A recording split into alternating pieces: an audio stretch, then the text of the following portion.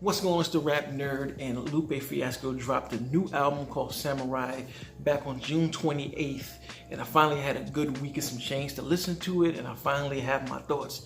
First of all, I love this album. This is the exact vibe and exact energy that I do want from Lupe, and he's just a lyrical genius, so this is not meant to be a bar for bar breakdown. Lupe is one of those rappers, and if you're here listening and watching this review, you already know Lupe is a master with the pen. I mean, some people don't waste bars. Hell, most of the best rappers don't waste a bar, but Lupe doesn't waste a single word here. Anything he says has some meaning. So again, I'm not doing a big deep dive because it would just be too much to dive into, and this video would be way too damn long. So I love that it's only 8 records because I've always said this, and I will continue to say this: when you have an MC of such a high caliber, there's not really a need to have a whole lot of tracks because there is so much packed in to the bars that that's all we kind of can take. The capacity to process everything mentally is enough for this short amount of records, and the whole tape is a vibe. I think it's made by one producer, I believe his name's Soundtrack, similar to his last project in 2022 called Drill Music in Zion. It's got the same jazzy-esque boom bap vibe to it, so that's all the way the type of stuff that I'm on. So just from a music perspective, I love it. This is something that's gonna get a whole lot of burn from me.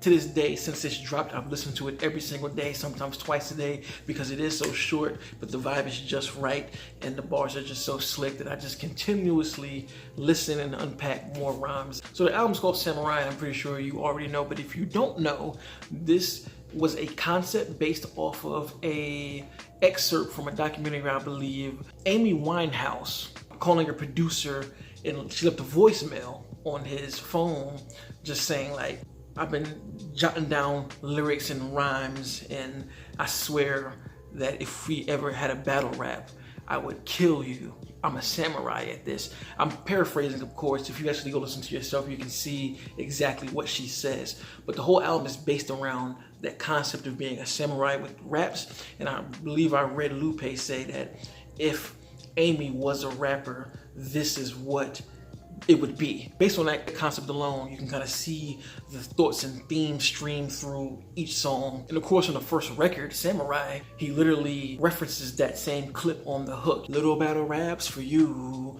But I love the hook being so melodic on this opening track, and that beat is just so smooth and jazz infused, and it just spoke to my soul as soon as I heard it. When that horn started playing, when the beat first came on, I was just like, oh yeah, this is my type of joint. And bars everywhere. Hand carved.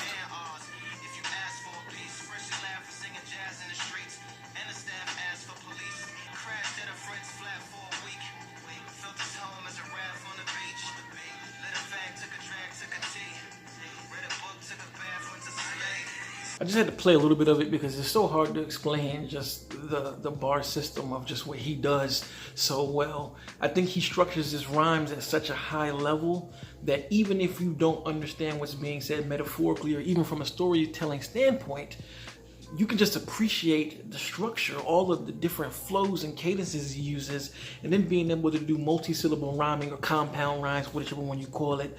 If you watch my channel and just heard me speak about rap, you know I find that type of MCing where you do compounds, and a lot of them, I hold you to a higher regard as an MC than if you don't, because I feel like it's harder to rap doing that, period. Of course, you do have to say stuff. I don't want to say it's all about that, but you just get way extra points from me when you're able to structurally put the rhyme schemes together to rhyme with all of these multiple syllables. So off rip, killing it. And then it goes into mumble rap, and I really love this record, especially on the hook when he's literally doing mumble rap.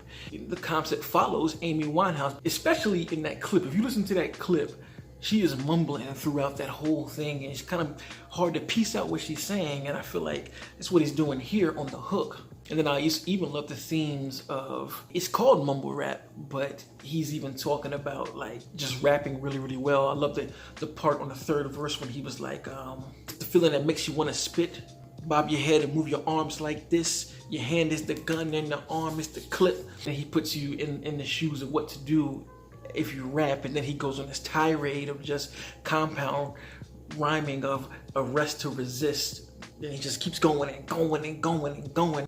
Masterful penmanship to a high degree. God, I love that kind of stuff, man. I really enjoy that. And then the beats boom bap-ish and pretty dark and lo-fi. The album was pretty much the same. These lo-fi, dark instrumentals that just bring the boom bap and the lyricism all over. Then of course we get The Cake, which was the first single off the album. I believe it was the first single. It was one first single that I noticed, I'll say that. And I was like, oh yeah, he's back on it. And this one is just him stunting pretty much. I think that's the purpose of this song. This is him showing off. This was just him flexing his rhyming muscles, and it was proven. But when it rolls into the next joint, it's called Palaces, and I feel like this one is when the introspection really begins on the level that, you know, I'm used to hearing Lupe go. I feel like the first 3 records were kind of the joints to walk you into this type of song, and he's just talking about your body being a temple, and he says so many lyrics and bars in here that's just, I mean, crazy. I mean, he says some shit like,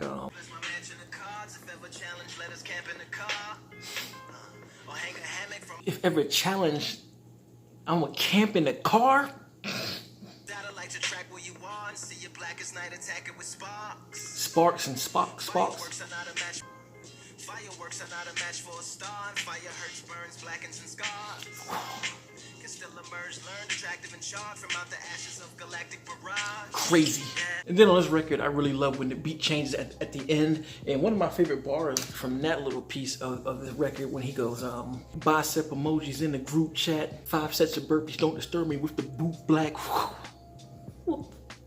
I hands down, I mean, there's no denying this here, right? And then we get into #1 Headband Wearer, which is another record that I just love, and the smooth, I don't even know if it's a sample. I just think it's some horns that were found, and I think when you put a certain effect and grain and crackle over these samples that are free, of course, it just makes it sound like it's sampled from a song. My favorite verse, I believe, is the last one where he goes, #1 headband wearer, something chain in the sand in the mirror, hop out, let it wang like Vera. Like, just too many lines that are too much quotables on here, but I'm just saying the ones that I just love the most, that I listened to and had me going crazy, and that was one of them. And then we get to Bigfoot. This one will probably be the least favorite of mine on the record, even though of course it's spitting, but I think just the beat is a little bit too low BPM for me, you know, especially in regards to the rest of the album. I feel like that one is the slowest, and it kind of throws the groove off for me just a little bit.